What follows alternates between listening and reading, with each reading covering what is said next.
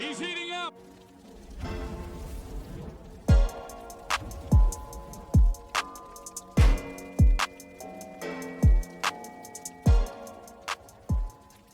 So the MVP race is actually not about whose turn it is.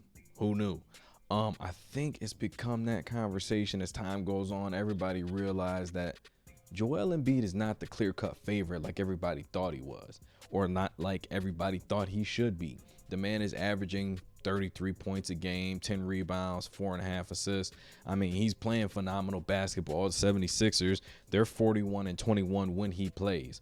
Now, the only thing I hold against Embiid is his health, but again, 41-21 when he plays. They win 2/3 of the game when he's on the court. Not his fault that he's also paired up with James Harden. Now, looking at Basketball Reference, they have James Harden ranked absurdly at number 4 in the rankings. That doesn't make too much sense to me. But if you look at MVP ladder, MVP ladder has the 5 you would think. All right, Joker, Embiid, Giannis, Tatum, and Sabonis. Sabonis playing for the Kings. Crazy basketball, okay? 19 points, 12.4 rebounds a game, 7.2 assists, all right? Again, same thing with Joker. Center position, and you're leading your team in assists. That's nothing to scoff at. And the fact that the Kings haven't been really relevant since the year 2006 when, they had Bonzi Wells and Ron Artest and, I think Ken Thomas, he was the power forward that year.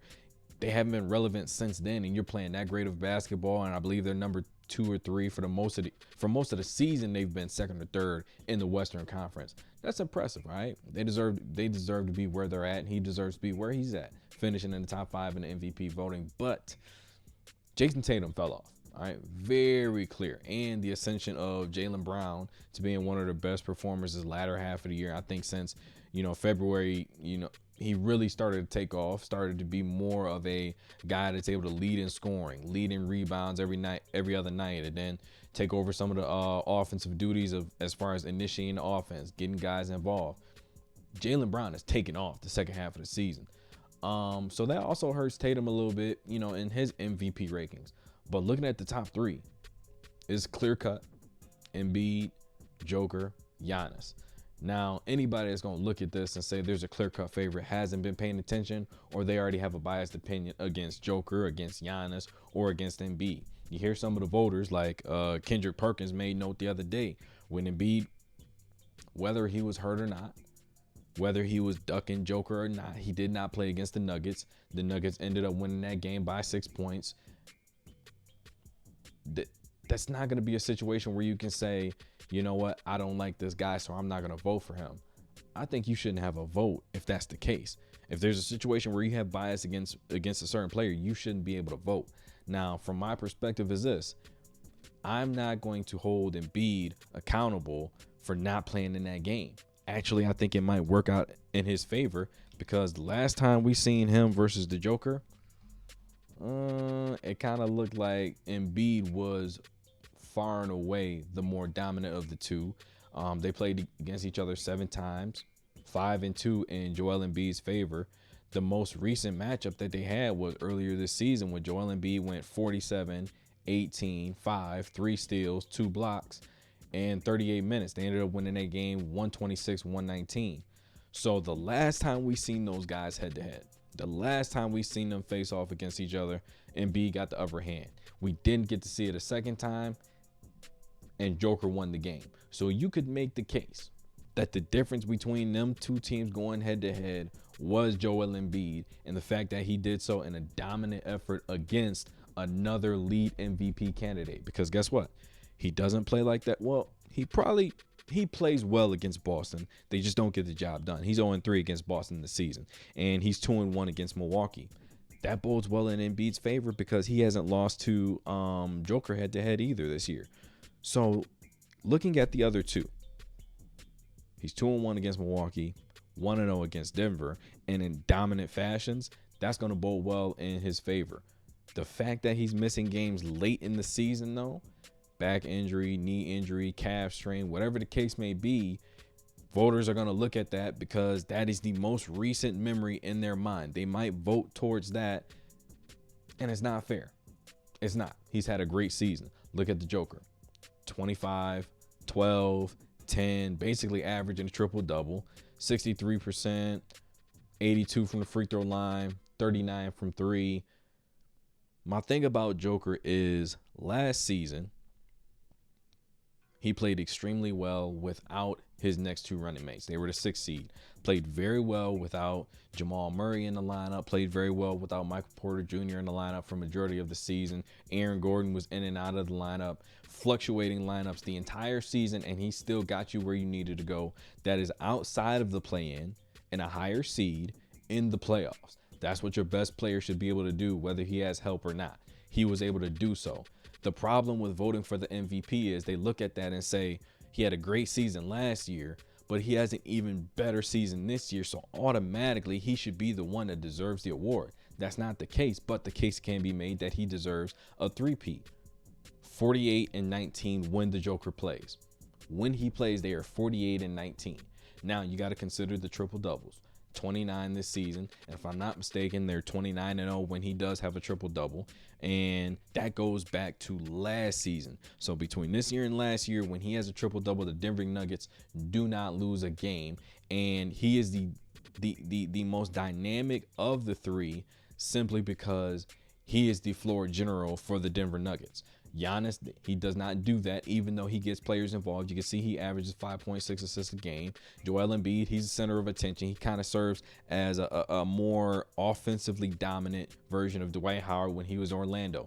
You draw the defense in, get it out to your shooters. If they don't come help, you take over the game, you put points on the board, and you dominate. Joker has to do all of those things. He's the most dominant rebounder of the three. He's the most dominant passer of the three.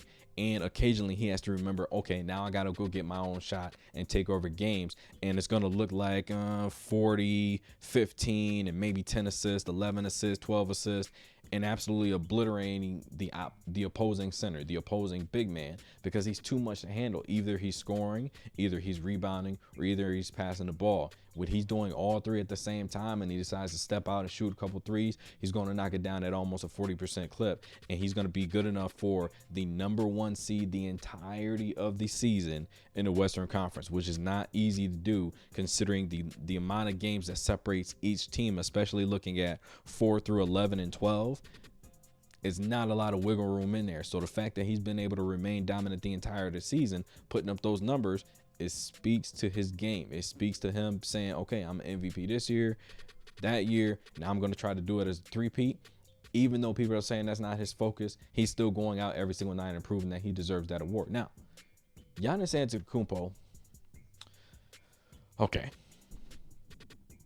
You don't have Chris Middleton, okay, for majority of the season. He's in and out of the lineup.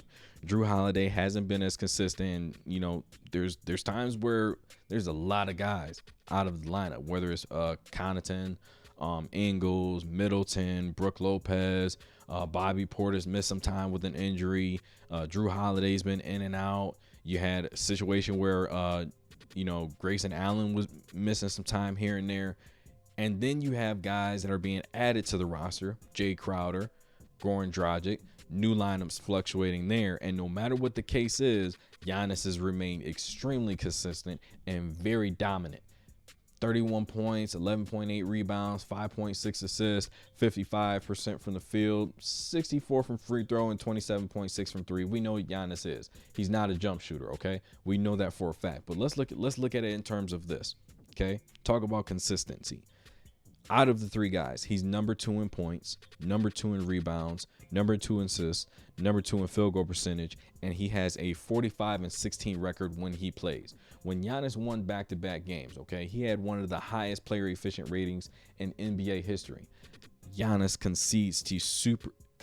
consistently supersedes those marks simply by being just as consistent as he has been any other year. And in my opinion, he is the best player in the world. This is the simple case of, how you viewed it when Shaq and Kobe and Allen Iverson and those guys were trying to figure out who the best player in the game was. by default, the most dominant player is going to be the best player in the league, because you can't guard him, you can't stop him, not one-on-one, and most certainly you can't stop him with just sending 2 guys or a double team. You're going to have to do it as a collective, and even then it's difficult to stop him. So by default, Giannis is clearly the best player in the NBA, considering the fact, look at it, 30 points, 12 rebounds, and still averaging 5 to 6 assists while shooting a high percentage from the field, having to take a good volume of the shots. I mean, same thing with Embiid, same thing with Joker, but the way Giannis has to get his points and scoring is a lot more difficult, considering his impairment as a jump shooter, as a shot maker. So the fact that he's, you know, leading rebounding and he points in the paint, Giannis is always near the top, if not the top guy in the NBA. He's so very dominant and such a force that it's difficult for teams to just guard him one-on-one. So there's a case to be made for all 3 of these guys, and I gotta go with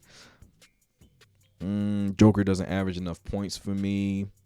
Giannis gets done on the board. He still gets his teammates involved at a good clip.